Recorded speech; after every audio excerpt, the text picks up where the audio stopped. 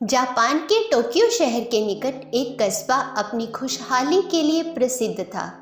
एक बार एक व्यक्ति उस कस्बे की खुशहाली का कारण जानने के लिए सुबह सुबह वहां पहुंचा।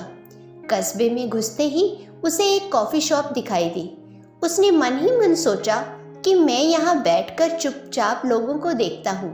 वह धीरे धीरे आगे बढ़ते हुए शॉप के अंदर लगी एक कुर्सी पर जाकर बैठ गया। कॉफी शॉप शहर के रेस्टोरेंट की तरह ही थी, पर वहां उसे लोगों का व्यवहार कुछ अजीब सा लगा। एक आदमी शॉप में आया और उसने 2 कॉफी के पैसे देते हुए कहा, 2 कप कॉफी, एक मेरे लिए और एक उस दीवार पर। वह व्यक्ति दीवार की तरफ देखने लगा, लेकिन उसे वहां कोई नजर नहीं आया। उस आदमी को कॉफी देने के बाद वेटर दीवार के पास गया और उस पर कागज का एक टुकड़ा चिपका दिया जिस पर 1 कप कॉफी लिखा था। व्यक्ति समझ नहीं पाया कि आखिर माजरा क्या है। उसने सोचा कि कुछ देर और बैठता हूँ और समझने की कोशिश करता हूँ। थोड़ी देर बाद एक गरीब मजदूर वहां आया। उसके कपड़े फटे पुराने थे, पर फिर भी वह पूरे आत्मविश्वास के साथ शॉप में घुसा और आराम से एक कुर्सी पर बैठ गया। व्यक्ति सोच रहा था कि एक मजदूर के लिए कॉफी पर इतने पैसे बर्बाद करना कोई समझदारी नहीं है। तभी वेटर मजदूर के पास ऑर्डर लेने पहुंचा। सर, आपका ऑर्डर प्लीज, वेटर बोला। दीवार से 1 कप कॉफी, मजदूर ने जवाब दिया।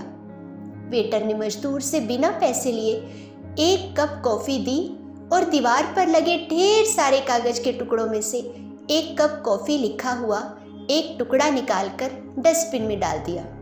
कस्बे के लोगों का जरूरतमंदों के प्रति यह रवैया देखकर वह व्यक्ति भाव विभोर हो गया।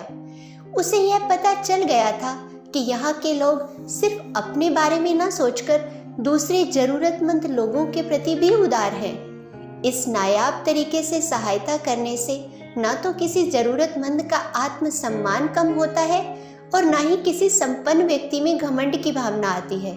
यही उनकी खुशहाली का कारण है। इस कहानी से हमें यह शिक्षा मिलती है कि खुशहाली केवल वैयक्तिक नहीं, सामूहिक होनी चाहिए, तभी हम सब खुशहाल होंगे। धन्यवाद। यदि आप इस कहानी से कुछ प्रेरणा पाएं तो कृपया इस चैनल को लाइक, शेयर और सब्सक्राइब करें। मिलते हैं एक नई स्टोरी के साथ। तब तक खुश रहें, आनंदित रहें। धन्यवाद।